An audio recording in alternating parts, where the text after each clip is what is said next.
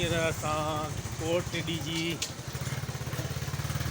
जे शहर में घुमूं था पिया। जीअं अंदरियों पासो आहे ऐं शहर आहे, दुकान ऐं हर शइ तव्हां ॾिसी सघो था। ही मूंखे उहो ई माहौल थो लॻे जीअं नंगर पार्कर में मां घुमियो हुअसि, त ही दुकान वग़ैरह बिल्कुलु मूंखे उअं ई था लॻनि।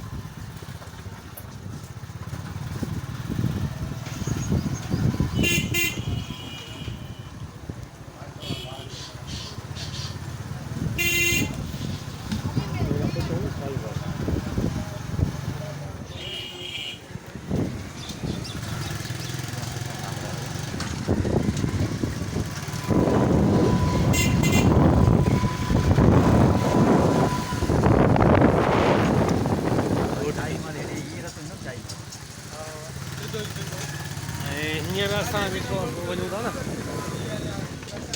शाही महल जे तरफ़, कोट ॾीजी में शाही महल आहे मीरन जो, ओॾे ई पिया वञूं था। रस्ते में आहियूं, ख़ूबसूरत मंज़र आहिनि। अच्छा, हिते इहे बि ख़बर पई त हिते जर वग़ैरह न आहे, पहाड़ी इलाइक़ो आहे, हिते जर न आहे, पाणी न आहे हिते जर जो। हीउ बिल्कुलु इलाइक़ो जीअं न थर में हूंदो आहे इलाइक़ो, उहो ई असांखे हिते शहर जो बाज़ारियूं कीअं लॻनि। ही साम्हूं पहाड़,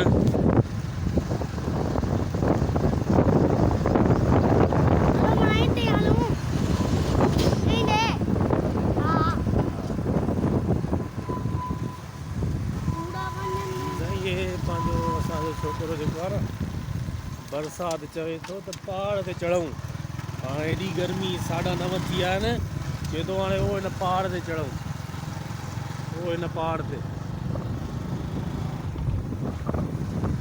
बहरहाल हींअर असांजी तयारी आहे शाही महल जे तरफ़ वञूं था पिया ऐं शाही महल जो बि तव्हांखे दीदार कराईंदासीं। शाही महल जो दीदार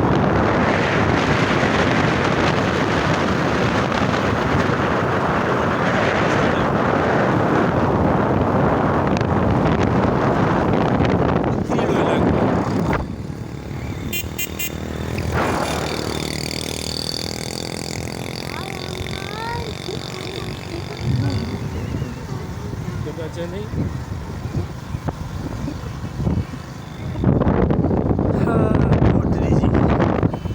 कोट ॾीजी सही, वाह वाह ज़बरदस्त।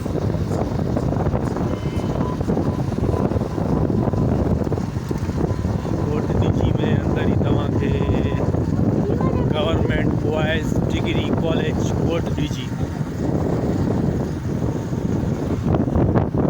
पहाड़